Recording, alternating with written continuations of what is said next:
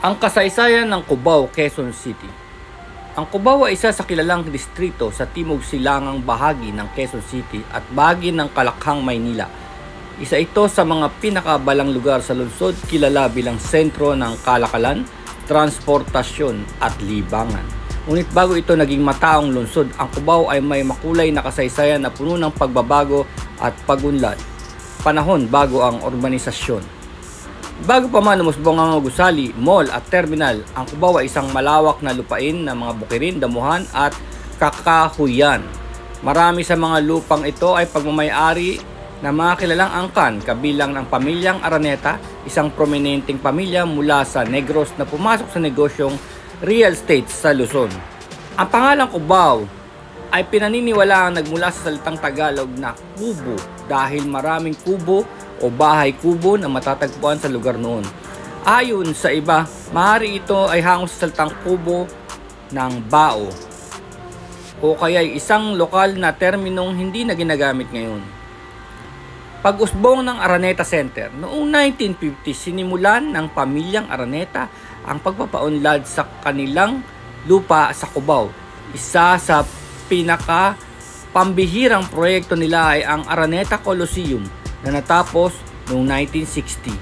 Sa loob ng maraming taon, ito ang pinakamalaking domed arena sa buong mundo at naging tahanan ng mga malalaking laban sa boxing, konsyerto at iba pang palabas.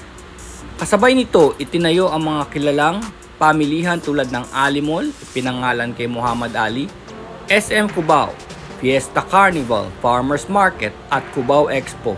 Naging abala rin ang Cubao bilang sentro ng transportasyon dahil dito makikita ang mga koneksyon ng MRT Line 3 at LRT Line 2. Ganon din ang mga terminal ng bus at jeep na bumabiyahe papunta sa iba't ibang bahagi ng bansa.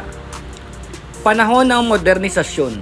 Sa paglipas ng mga dekada, humarap sa mga pagsubok ang Cubao tulad ng trapiko, urban decay at kompetisyon mula sa ibang bagong sentrong pangkalakalan. Gayunpaman, hindi nagpahuli ang lugar. Isinagawa ang isang malawakang redevelopment plan na kilala ngayon bilang Araneta City, kung saan pinagsama ang modernong arkitektura, matataas na gusali, hotel, condominium, green spaces at makabagong shopping center. Layunin nito gawing mas epesyente at sustainable ang Cubao bilang lungsod. Kahalagahan sa kultura at ekonomiya.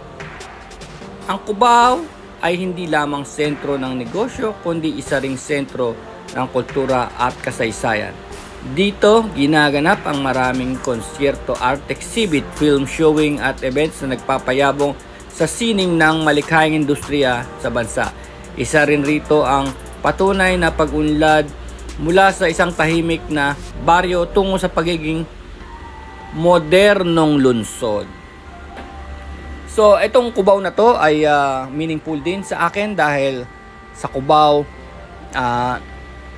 dyan kami pinanganak ng aking kapatid dito sa may Anona Street 66 at may isa pa dyang kalye na tinirhan namin yung Bignay Street. Malapit lang din sa Anona Street, Cubao. At dito rin sa Cubao, dito ako nag-aral sa isang universidad sa Aurora Boulevard.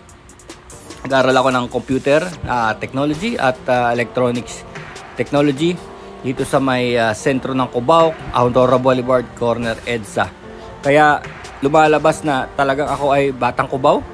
Dahil habang ako ay nag-aaral, dyan din ako nagtrabaho sa mga fast food as a working student dito sa may Cubao.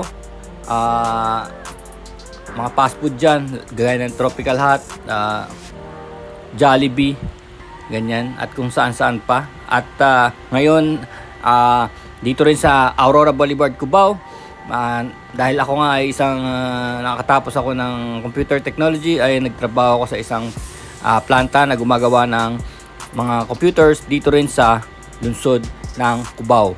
At dito rin sa Cubao, dito rin nakilala ang aking misis sa isa sa mga fast food chains dyan nung kami ay working student pa. So Habang ako ay nag-aaral ng kolehiyo sa Cubao, lakad kami ng lakad dyan sa mga streets ng Cubao, dahil bumibili kami ng mga piyesa ng electronics para sa aming mga projects. So marami dyan dati sa Cubao. Hindi kagaya ngayon, konti na lang, no? Parang nasa Raon na lahat sila o sa Recto, yung mga nagbebenta ng piyesa at saka yung mga na-assemble na mga kagaya ng mga amplifier or speaker system, no? So yung aking pinagtatrabahuan dyan computer factory sa Cubao ay nagsarado na, lumipat na sa ibang lugar. Pero ngayon balik Cubao na naman ako dahil nagtatrabaho na naman ako sa Cubao.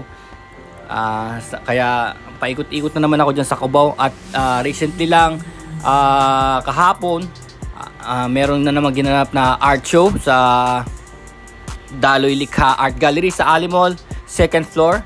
Nandyan yung 4-man show nila ng aking mga kaibigan sa Sining, no? Kung gusto niyo puntahan sa Daloy Likha, magkakaroon tayo ng separate vlog dito sa 4-man show na to.